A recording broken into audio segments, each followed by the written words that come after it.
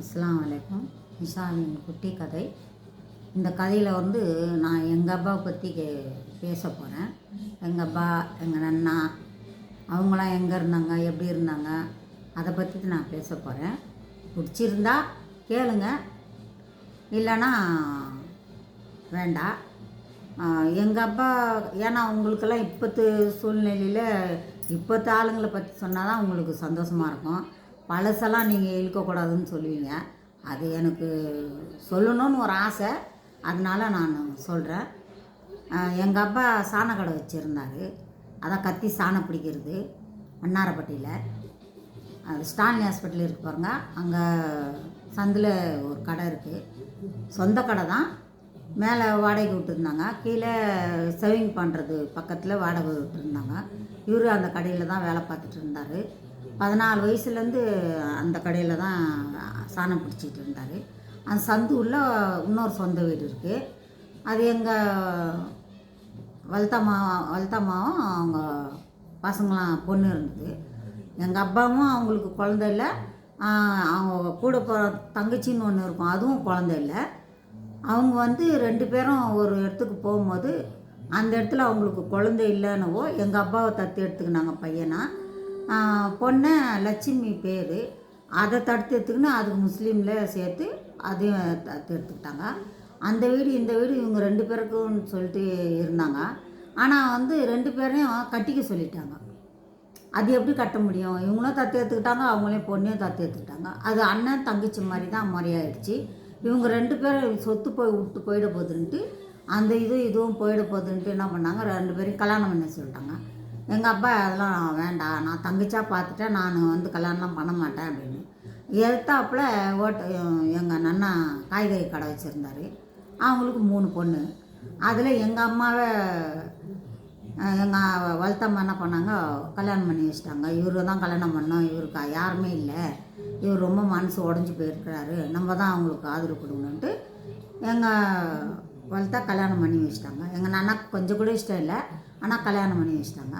கல்யாணம் பண்ணி வச்சுன்னு அவங்க என்ன சொல்லிட்டாங்கன்னா, இந்த கடையில் உனக்கு சொத்து எல்லாம் எதுவும் கொடுக்க மாட்டேன், நீ தங்கச்சி கல்யாணம் பண்ணி, நானும் பெற்றது இல்லைல்ல, நான் பெற்றதுன்னு தான் உங்களுக்கு அந்த பிரச்சனை. நாங்கள் 2 பேரும் தூக்கி தானே வளர்த்தோம், சொத்து விட்டு போகக்கூடாதுன்னு தான் நான் பார்க்குறேன். நான் சொத்து விட்டு போனால் அவருக்கு எப்படி மனசு வராது, அதனால் வேணாம் அப்படின்னு சொல்லிட்டு எங்கள் அம்மாவை கல்யாணம் பண்ணிக்கினார். கல்யாணம் பண்ணிங்கன்னா சரி, வேலை இல்லை அவருக்கு. ரோலிங் மில்லில் வேலை செஞ்சுருந்தார். அங்கேருந்து கூலி வாங்கின்னு இப்படி இருந்தபோது அதுக்கப்புறம் அவங்கன்னா என்ன பண்ணாங்க, சாணக்கடையில் சாணம் பிடிக்க யாரும் இல்லை, நீ வந்து கூலி வேலைக்கு செஞ்சுக்கோ அப்படின்னோன்னா சரின்ட்டு கூலிக்கு வேலை செஞ்சுக்கிட்டாரு. அதே கடையில் கூலி வேலை செஞ்சார். அவங்க எல்லா வேலைக்கும் காசு எடுத்துன்னு போய் டப்பாவில் போட்டு வைப்பாங்க, பக்கத்துலேயே நிற்பாங்க. சம்பாரிக்க வைக்கிறதெல்லாம் எடுத்துகிட்டு போயிடுவாங்க. ஒரு 25 ரூபா 20 ரூபா சம்பளம் வரும். 10 ரூபா எடுத்துக்கின்னு 10 ரூபா இவர்கிட்ட கொடுத்துட்டு போயிடுவாங்க. அவ்வளோதான்ட்டு பூட்டி வச்சோன்னு சாவி எடுத்துக்கிட்டு போயிடுவாங்க. சாவி கூட இவர்கிட்ட கொடுக்க மாட்டாங்க. அந்த மாதிரி செஞ்சாங்க. சரி, அப்படியே அந்த கடையிலேயே காலம் பூரா தள்ளினார். 25 ரூபா சம்பளம் வரலாம் தள்ளினார். சம்பளத்துக்கு தான் வேலை பார்த்தாரு. அந்த 25 ரூபாயில குடிக்க ஆரம்பிச்சிட்டாரு. ஃபுல் குடினால குடும்பமே 2 ஆயிடுச்சு. எங்கள் அம்மா சண்டை போடும், எங்கள் அப்பா சண்டை போடும், இப்படியே 2 பேரில் இருந்தனால எங்களுக்கு படிப்பு சூழ்நிலையில் எங்களுக்கு அமையல. எந்த சூழ்நிலையும் அமையல படிக்கிறதுக்கு. டென்ஷன் வீட்டில் 2 பேரும் அடிச்சிக்கிறாங்களேன்னு. பொழுதுனைக்கும் சந்தோஷமாக இருப்பாங்க, நைட்டான சண்டை. ஏன்னா காலையில் அவர் வேலைக்கு போயிடுவார். எங்கள் அம்மா என்ன பண்ணாங்க, இப்படியே இருந்தால் இப்படின்னு தான் அந்த இட்லி கடை வியாபாரத்தை ஆரம்பித்தாங்க. அதுலேருந்து எங்கள் அம்மா தான் தூக்கிட்டு வந்தாங்களே குடும்பத்தை. ஒரு பெண்ணால் தான் முடியும் ஒரு குடும்பத்தை காப்பாற்ற. அவள் தான் நினச்சி பார்ப்பா, ஆம்பளைங்க நினச்சி பார்க்க மாட்டாங்க. சம்பாதிக்கிறது 5 ரூபா சாப்பிட்டா 2 ரூபா வீட்டுக்கு கொடுக்கலாமான்னு தான் யோசிப்பாங்க. பொம்பளைங்க அப்படி இல்லை, மொத்தத்தையும் நம்ம வீட்டுக்கே செலவு பண்ணணும் அப்படின்னு தான் அவங்க நினைப்பாங்க. அவங்களுக்கோசம் 1 ரூபா தின்னு பார்க்க மாட்டாங்க. அப்படி இருந்த கூட எங்கள் அப்பா அவ்வளோ சண்டை போட்டு அடிப்பார். வீட்டில் வந்து எங்களுக்கெல்லாம் ஒரே இது. ஆனால் என் மேலே ரொம்ப பாசமாக வச்சுருப்பார். ரொம்ப பாசம் என் மேலே அவ்வளோ பாசம் வைப்பார். தலை நிறைய பூ வைப்பார், தலைவாரி விடுவார், மை வைக்க சொல்லுவார், பூ வைப்பார், துணி மேட்சிங் போடுவார். பிளாஸ்டிக் பூ தான் அப்போலாம், பிளாஸ்டிக் கம்பல், பிளாஸ்டிக் பூ இப்படி தான் போடுவோம். பிளாஸ்டிக் கிளிப் கூட பிளாஸ்டிக்கில் தான் மேட்சிங்காக போட, பிளாஸ்டிக் வழியில் கூட மேட்சிங் தான். அப்போ எல்லாம் போட்டு என்ன பண்ணார், வெளியே அனுப்ப மாட்டார். வீட்டுக்குள்ளே போட்டு டபால் போட்டுக்குவார். யாரும் உன்னை பார்க்கக்கூடாது அப்படின்னு சொல்லி வீட்டுக்குள்ளே போய் டாப்பா போட்டுக்குவார். வெளியே வரக்கூடாதுன்னு. இந்த ஒலியும் போடுவாங்க, அப்போ தான் நான் வெளியே வருவேனே. அதுக்கப்புறம் நான் வெளியே வந்ததே இல்லை. அது மட்டும் அனுப்பி வைப்பார். வெள்ளிக்கிழமைனா ஒளியும் போடுவாங்க, சனிக்கிழமை ஒரு ஹிந்தி படம் போடுவாங்க, ஞாயிற்றுக்கிழமை ஒரு படம் போடுவாங்க. அதில் எதனா ஒரு படம் ஜெமினி கணேசன்தோ சிவாஜி இதோ எம்ஜிஆர்து போட்டால் தான் சீக்கிரம் போகணுவார். இல்லைனா அதுவும் கூட வந்து என் பக்கத்தில் உட்காந்துக்குவார். அவராக என்னை வண்டி அனுப்ப மாட்டார். எங்கள் அண்ணனுங்களுக்கு அந்த படம் பைத்தியெல்லாம் கிடையாது. எனக்கு தான் அந்த எம்ஜிஆர் படம் பார்க்கணும், பாட்டுங்க பாடணும் அன்ட்டு பாட்டு புஸ்தகங்கள்லாம் வாங்கிட்டு வந்து வச்சுக்கின்னு பாட்டு புஸ்தகம் வச்சுக்கிட்டு பாட்டு பாடுவேன். அதில் எப்படி வர்ற அதே ராகம் அதே குரல் எல்லாம் பாட்டு பாடிக்கிட்டே வீட்டில் உட்காந்துட்ருப்பேன். எல்லாம் குமுதம் படம் கதை படிப்பேன். அவன் அதே தான் படிச்சுக்கிட்டே உட்காந்துட்ருப்பேன். வெளியே விளையாடுறது கொள்வது அதெல்லாம் எங்களுக்கு ஆட்டோ விட மாட்டார். அதில் வந்து எங்கள் பெரம்பூர்லேருந்து என் தங்கச்சிங்க வந்தால் தான் விளையாடுறது நாங்கள். அதுக்கப்புறம் யாரும் ஃப்ரெண்டுங்களாம் வச்சுக்கிறதில்ல. நான் அவர் வைக்காங்க, எங்கள் அப்பா வைக்க விட்றதில்ல. அந்த மாதிரி வாழ்ந்தோம். அந்த வாழ்ந்த காலத்தில் அவ்வளோ நல்லா ஒரு இதுவாக இருந்தது. கஷ்ட நஷ்டத்தோடு வாழ்ந்து இன்னமும் அதே தான் இருக்குதுங்கிட்ட நாங்கள் முன்னேற பாடே இல்லை. அப்படியே தான் வாழ்ந்துக்கிட்டு இருக்கோம். ஆனால் முன்னேறுக்கிற வாழ்க்கை இப்போ இல்லை. இப்போ பரவாயில்லை, காலம் மாறிடுச்சு இல்லையா. அந்த காலத்தில் இல்லை, அது அப்படியே இருந்துச்சு. அதுக்கப்புறமா எங்கள் அண்ணனுக்கு கல்யாணம் பண்ணி எங்கள் அண்ணன் போய் செட்டில் ஆகிடுச்சு. எங்கள் அம்மாவை கவனிக்கவே இல்லை. என் 3 தங்கச்சி ஒரு தம்பி மௌத்தாயிட்டான். 3 அக்கா தங்கச்சிங்க. அதில் நான் தான் பெரியவோ. நெக்ஸ்ட்டு இன்னொரு தங்கச்சி, இன்னொரு 3ஆவது தங்கச்சி மைசூரில் வாழ்கிறாவோ. எங்கள் அண்ணனும் மைசூரில் தான் இருக்குது. அதால் கூட ஒரு ரூபா பிரயோஜனம் இல்லை. அம்மாவை வச்சு காப்பாற்றலை. கல்யாணம் பண்ணி கொடுத்தோன்னா பொண்டாட்டி பேச்சு கேட்டுக்கிட்டு போயிடுச்சு. ஒண்டியாக வாழ்ந்துடும். எங்கள் அம்மா காப்பாற்றினாங்க. அது எங்கள் அம்மா என்ன பண்ண கொடுமைக்கு எனக்கும் கல்யாணம் பண்ணி வச்சாங்க. அந்த கல்யாணத்தில் கூட எனக்கு அது ஒரு குறை. அவனும் குடிக்காரனா மாட்டினான். அவங்ககிட்ட அடியும் ஓத்தையும் குத்தம் கும்மாளமும் வாங்கிக்கின்னு வீடு வீடாக ஒழிஞ்சிக்கின்னு அந்த குழந்தைங்கள பெற்றுக்கிட்டு அடி வாங்கிக்கின்னு நான் பேசாமல் நீ வேணாம் அப்படின்னு சொல்லிட்டு வந்துட்டேன். அதுக்கப்புறம் தான் இப்போது கொஞ்சம் சந்தோஷமாக இருக்கிறேன். அந்த 3 பிள்ளைங்களை வச்சுக்கிட்டு வாழ்ந்துட்டு இருந்தேன். அந்த 3 பிள்ளைங்கள்லேயும் 2 பிள்ளை தான் எனக்கு கரெக்டாக என்னை வச்சுன்னு சோறு போடுறாங்க. அவ்வளோதான். என் 2 பிள்ளைங்களும். எங்கள் வீட்டுக்காருக்கு வேலை இல்லை, அவர் வயசாகிடுச்சு, எனக்கும் வயசாகிடுச்சு. என்னால் வேலை செய்ய போக முடியாது, எங்கேயும் போக முடியாது இப்போ இருக்கிற காலில். என் 2 பிள்ளைங்க என்னை வச்சு காப்பாற்றுதுங்க. என் பொண்ணு கொஞ்சம் கொடுக்குறா, என் பையன் கொஞ்சம் கொடுக்குறான். 2 பேரை வச்சு என் குடும்பம் ஓடிக்கிட்டு இருக்குது. சந்தோஷமாக வாழ்ந்துக்கிட்டு இருக்கோம். அந்த காலத்தில் சந்தோஷம் கிடைக்கல, இந்த காலத்தில் கொஞ்சம் சந்தோஷமாக இருக்குது. அதனால் வந்து கல்யாணம் பண்ண இடத்துல எங்கள் மாமியாருங்க நாத்தனாருங்க ஒரு கொடுமை ரொம்ப பயங்கரமான ஒரு கொடுமையாக அனுபவிச்சு. 3 மணிக்கு எந்திரிக்கணும், 3 மணிக்கு ஆக்கணும் அரைக்கணும். எங்கள் வீட்டில் இருந்துக்கிட்டு அங்கே போனால் அங்கேயும் அதே கொடுமை. 3 மணிக்கு எந்திரிக்கணும், ஆக்கணும் அரைக்கணும், வாசல் கூட்டணும், வெளியே பார்க்குறவங்களுக்கு க்ளீனாக தெரியணும், வீடு க்ளீனாக இருக்கணும். 10 மணிக்கெலாம் நாஸ்டா ரெடி ஆகிடணும், 1 மணிக்கெலாம் சாப்பாடு ரெடி ஆகிடணும். 15 பேருக்கு ஆக்கணும் ஒரே ஆளாக. அவங்கள ஒண்டியாக வேலை பார்த்தேன். யாரும் வந்து கிட்ட ஒரு காய் மட்டும் அறுத்து கொடுக்க மாட்டாங்க. எல்லாமே நானே செய்யணும். 3 மணிக்கெலாம் எழுந்திரிச்சா தான் அது காலமுறை செய்ய முடியும். மத்தியானம் ஆனால் எங்கள் மாமியார் கொஞ்சம் சப்போர்ட்டாக இருந்துச்சு. தெரியாமல் செய்வாங்க.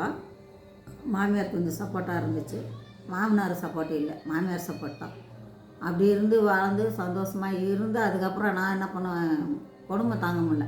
அடித்தாலும் கேட்குறவங்க யாரெல்லாம் அடிக்கும் போது கேட்டாக்கா என்ன சொல்லுவாங்க, போகிறதுக்கு இடம் இல்லை. ஏன்னா எங்கள் அம்மாலாம் வேறு இடத்துக்கு போயிட்டு இருந்தாங்க, வேறு ஊருக்கு போயிட்டு இருந்தாங்க. பசங்களெல்லாம் கூட்டிகிட்டு வேறு வீட்டுக்கு போயிட்டாங்க. நானும் அதே ஊரில் தான் வாழ்ந்துட்டு இருந்தேன். அதே ஊர்லேயே வாழ்ந்து பொண்ணு பிறந்து பையன் பிறந்து அதுக்கப்புறம் அதே ஊரில் இருந்து அடி உதவி வாங்கி பயந்துக்கிட்டு தான் திருப்பி எங்கள் அம்மா இருக்கிற ஊருக்கே நான் போய் சேர்ந்தேன். அங்கே சேர்ந்தோன்னே தான் அதுக்கப்புறம் தான் நான் கொஞ்சம் கிளாஸ் ஃபேக்ட்ரியில் போய் நானும் வேலை பார்க்க ஆரம்பித்தேன். வீட்டு வேலைக்கு போனேன், ஜாமான் தொழுக்கினேன், துணியை துவைச்சி போட்டேன், பாத்ரூம் கழுவணும், வெளியே செடிக்கு தண்ணி ஊற்றணும், காய்கறிங்க வாங்கி வந்து கொடுக்கணும். அப்போ வந்து 2 ரூபா 50 பைசா சம்பளம். அதுதான் சம்பளமே எனக்கு. அதை வச்சுக்கிட்டு தான் குடும்பத்தையே தள்ளுவேன்.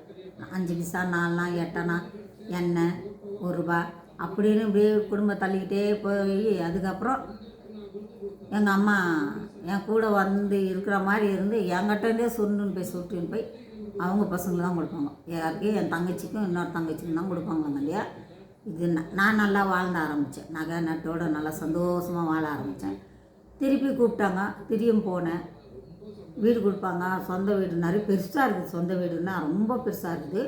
எங்கள் நாத்தனாருக்கு ஒரு வீடு, எங்கள் மச்சினுக்கு ஒரு வீடு, எங்கள் மாமனாரோட அக்காவுக்கு ஒரு வீடு, இன்னொரு நாத்தனாருக்கு ஒரு வீடு, எங்கள் மூத்தாருக்கு ஒரு வீடு, எனக்கு ஒரு வீடு, அப்புறம் 2 வீடை விற்றுட்டாங்க வேறு. இந்த பக்கம் ஒரு 2 வீடு விற்றுட்டாங்க வேறு. அவ்வளோ பெரிய வீடு இருந்தது. ஆனால் ஒரே வீடு மட்டும் எனக்கு கொடுத்தாங்க. எப்படி இவ்வளோண்டி இடம் கொடுத்தாங்க. அதை கூட வேணான்ட்டு நான் கையெழுத்து போட்டு கொடுத்துட்டு, எனக்கு குழந்தைங்க வேணுமா, நகைலாம் வச்சு தின்ட்டாங்க. அவங்க வீட்டுக்கு போனேன்ல, நகைலாம் வச்சு தின்னுட்டாங்க. அவங்களே வச்சு தின்ட்டாங்க. எல்லா நகையும் வச்சு தின்ட்டாங்க. சம்பாரித்த நகைலாம் வச்சு தின்ட்டாங்க. அதுக்கப்புறம் திரும்பி நான் அந்த பிள்ளைங்கள்லாம் கூட்டிகிட்டு எங்கள் அம்மா வீட்டுக்கு திரும்பி வந்தேன். எங்கள் அம்மா மதியில நீ போவானான்ட்டு நீ போயிட்டல, இனிமேல்ட்டு நீ என்கிட்ட பேசக்கூடாதுன்ட்டு எங்கள் அம்மா பேசலை. அப்போ சின்ன சின்ன குழந்தைங்க அதை வச்சு இன்னும் கிளாஸ் பட்டறைக்கு போயிட்டு கிளாஸில் வேலை செஞ்சு கையை அறுத்துக்கிட்டு இந்த குவாட்ரு பாட்டிலுங்க பியர் பாட்டிலுங்கெல்லாம் வரும்ல, அதெல்லாம் தண்ணியில் போட்டு ப்ரெஷ் போட்டு கழுவி க்ளீனாக ஒதுக்கி வச்சு அவங்க பாக்ஸ் வந்து தூக்கிட்டு போவாங்க. அது உள்ள அந்த ட்ரம்மு உள்ள கையை விடும்போது கையெல்லாம் குத்திக்கும், சின்ன சின்ன பீஸெல்லாம் குத்திக்கும். வீட்டில் வந்து இருப்போம். அப்போ 20 ரூபா சம்பளம். அந்த சம்பளத்துக்கு வேலை பார்த்தேன். அதில் எங்கள் அம்மா 10 ரூபா கொடுன்னு கேட்பாங்க. என் தங்கச்சி எல்லாம் இருந்தாங்க, ஒரு 10 ரூபா அவங்களுக்கும் கொடுக்கணும். அப்படியெல்லாம் வாழ்ந்து இன்றைக்கி பிள்ளைங்க பெருசாகணுன்னு என் பிள்ளைங்க என்னை வச்சு சோறு போடுறாங்க. 2 பிள்ளைங்களும் என்னை காப்பாற்றுறாங்க. எதுனாலும் ஒரு தலைவலி மாத்திரை வாங்கினாலும் என் 2 பிள்ளைங்க தான் என்னை காப்பாற்றுறது. அப்படி இருந்தது. லாஸ்ட்டில் பொண்ணை கல்யாணம் பண்ணி கொடுத்தேன்.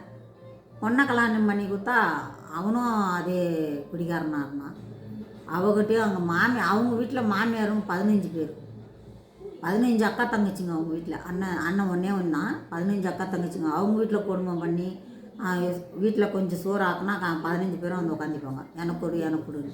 அந்த மாதிரிலாம் வாழ்ந்து லாஸ்ட்டில் அவளும் என் வீட்டில் வந்து உட்காந்துக்கிட்டான். அம்மா வீட்லேயே நான் எப்படி வந்தேன்னா அந்த மாதிரி அவளும் என் பொண்ணு எங்கள் அம்மா வீட்டில் வீட்டுக்கு வரேன்னு வந்துட்டான். அங்கே இருந்துட்டு அதுக்கப்புறம் இருக்கோ ஒரு 3 பிள்ளைங்க பிறந்துருச்சு. 3ஆவது பிள்ளை பிறக்கும் போது தான் அவனுக்கு கொஞ்சம் பாசம்னா என்னான்னு தெரிஞ்சிச்சு. அதுக்கப்புறம் வந்தான். 1 மாதம் இருந்தான். நல்லா பாசமாக பார்த்துக்கிட்டான்.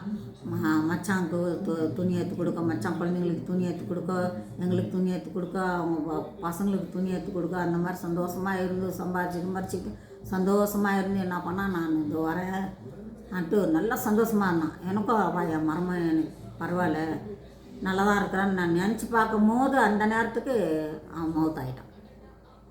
நினச்சி பார்க்குறதுக்குள்ளே இவ்வளோ நல்லா மருமகன் எனக்கு அமைஞ்சிட்டானே, பரவாயில்ல நான் மௌத்தானாலும் என் பிள்ளைய வச்சு காப்பாற்றுவான்னு நினச்சேன். ஆனால் அவனும் மௌத்தாயிட்டான். அந்த மௌத்து எனக்கு ரொம்ப கஷ்டம். ஏன் கஷ்டம்னாக்கா நான் தான் ரொம்ப பண்ணி கல்யாணம் பண்ணி வச்சேன். எப்படின்னா எங்கள் வளர்த்தா சொன்னாங்களே, அனாதையாக இருக்கிறான், அவன் உன்னை வச்சு காப்பாற்றுவான் அப்படின்ட்டு எங்கள் அம்மா கல்யாணம் பண்ணி வச்சாங்க. அதை நினச்சி நான் என்ன பண்ணேன், என் பொண்ணுக்கும் அதே மாதிரி நல்ல வாழ்க்கை கிடைக்கும்ன்ட்டு கல்யாணம் பண்ணி வச்சேன். ஆனால் அதுவும் 3 பிள்ளை பிறந்து என் பேரன் லாஸ்ட்டு பேரன் குழந்தை பிறந்து ஒரு 2 வருஷம் 3 வருஷம் இருந்தான். கூடவே நல்லதாக இருந்தான். அது 3 வருஷத்துக்கு அப்புறம் அவன் மௌத்தாயிட்டான். மௌத்தாயிட்டு அவ்வளோ ரொம்ப கஷ்டப்படுறான். நானும் மன வேதனை இருக்கிறேன். எங்கள் நானி சொன்ன வார்த்தையை நான் காப்பாற்றினேன். ஆனால் எனக்கு இந்த மாதிரி சூழ்நிலை வந்துருச்சு. என் பொண்ணை நானே பழங்காலத்தில் தள்ளி விட்டுட்டு இன்றைக்கி நான் அவளை நினச்சி அழுதுன்னு இருக்கிறேன். அவள் வேலைக்கு போகிறான். நான் அப்போல்லாம் வேலைக்கு அனுப்புறதில்ல, ரொம்ப சந்தோஷமாக வச்சுருந்தேன். இன்றைக்கி அவள் வேலைக்கு போய் அவள் பசங்களை காப்பாற்றுறான். நான் இருந்தால் பரவாயில்ல, 2 பேரும் சந்தோஷமாக இருக்கிறாங்க, அதனால வாழ்ந்துருவாங்க. 2 பேரும் சந்தோஷமாக இருக்கிறதுனால அவங்க வாழ்ந்துருவாங்க, விட்டு கொடுக்காம வாழ்ந்துருவாங்க. அது ஒரு சந்தோஷம் எனக்கு இருக்குது. ஆனால் எனக்கு தான் அண்ணன் தம்பிங்க உறவு கொடுப்பனே இல்லை, உதவி செய்ய யாரும் இல்லாத நான் அனாதையாக இருந்துட்டேன். இன்னமும் அனாதையாக இருக்கிறேன். என் பிள்ளைங்களால் நான் இன்றைக்கி இருக்கிறேன்னா, ஆனால் என் பிள்ளைங்க இருக்கிறதுனால தான். ஆனால் சொந்தன்றதுல எனக்கு யாரும் உதவின்றது ஒரு பைசா இல்லை. யாருமே சரி, எந்த சொந்தமும் சரி, எனக்குன்னு 1 ரூபா கொடுத்து சந்தோஷமாக நீ வாழு, நீ இப்படி இருக்கிறியே நீ வாழுன்ட்டு யாரும் எனக்கு சந்தோஷமாக பண்ணது இல்லை. நான் ஒண்டியாக வாழ்ந்தேன், ஒண்டியாக சம்பாரித்தேன், ஒண்டியாக பிள்ளைகளை காப்பாற்றினேன். இப்படியே தான் இருந்தேன். எங்கள் மாமியார் வீட்லேயும் எனக்கு உதவி செய்ய யாரும் இல்லை, எனக்கு கூட பிறந்தவங்களும் யாரும் உதவி செய்யலை. நானாக எழுந்திரிச்சேன், நானாக மேலே போனேன், நானாக எல்லாரையும் காப்பாற்றினேன். என் அக்கா தங்கச்சிங்களை எல்லாரையும் நானே காப்பாற்றினேன். நல்லா முன்னேறி இருக்கும்போது எனக்கு இந்த மாதிரி சூழ்நிலை. நல்லா முன்னேறினேன். அவனை எல்லாத்தையும் பிடிங்கி எடுத்துக்கிட்டாங்க. எனக்கு என் பிள்ளைங்க வேணுமா, நகை வேணுமா, நாங்கள் எனக்கு என் பிள்ளைங்க தான் வேணும். நான் இன்றைக்கெல்லாம் நாளைக்கு சம்பாரிச்சிக்கலாம், என் பிள்ளைங்க எனக்கு வேணும்ன்ட்டு நான் கூட்டிக்கிட்டு எங்கள் அம்மா இருக்கிற இடத்துக்கு நான் ஓடி வந்துட்டேன். என்னை இருந்தாங்க சாவடிச்சிருவாங்கன்ட்டு நான் ஓடி வந்துட்டேன். இனிமேல் இருக்கக்கூடாது. ஏன்னா அவங்க எதனா ஒன்று திட்டினா அக்கா தங்கச்சிங்கெல்லாம் கூட சேர்ந்து திட்டுவாங்க, கூட சேர்ந்து அடிக்கிறாங்கன்னு தான் எங்கள் அம்மா இருக்கிற இடத்துலையே நான் வந்துட்டு இருந்தேன். எங்கள் அம்மாவும் எனக்கு பணம் தான் வேணும், நீ ஃபஸ்ட்டு போயிட்டு இல்லை அம்மா வேணான்னு, இப்போ நீ வந்துட்டனால உன் பிள்ளைங்களை நான் காப்பாற்றணுன்னு எனக்கு காசு கொடுத்து தான் ஆகணும் எங்கள் அம்மா ஒரு கொடுமை பண்ணுச்சு. அந்த மாதிரி சூழ்நிலையில் இருந்தும் ஆனால் பரவாயில்ல, சந்தோஷமாக இருக்கிறோம். இன்றைக்கி சந்தோஷமாக சாகுற நேரத்தில் நான் சந்தோஷமாக இருந்து என்ன பிரயோஜனம்? என் பிள்ளைங்களுக்கு நான் சந்தோஷத்தை கொடுக்க முடியலையே. நான் அவங்க என்ன சந்தோஷமாக வச்சுக்கிறாங்க, அவங்களுக்கு என்னால் அவங்களுக்கு எதுவும் பிரயோஜனம் இல்லை. ஏன்னா என் கையில் எதுவுமே இல்லை, கொடுத்து அவங்களுக்கு உதவி செய்யணுன்ட்டு நான் அல்லாக்கிட்ட கேட்குறேன். எனக்கு எதுவும் இல்லை. அவங்க ஒழிப்பால் நான் சாப்பிட்றேனாங்காண்டியும் என் ஒழிப்பால் அவங்க இன்னும் முன்னேறலை.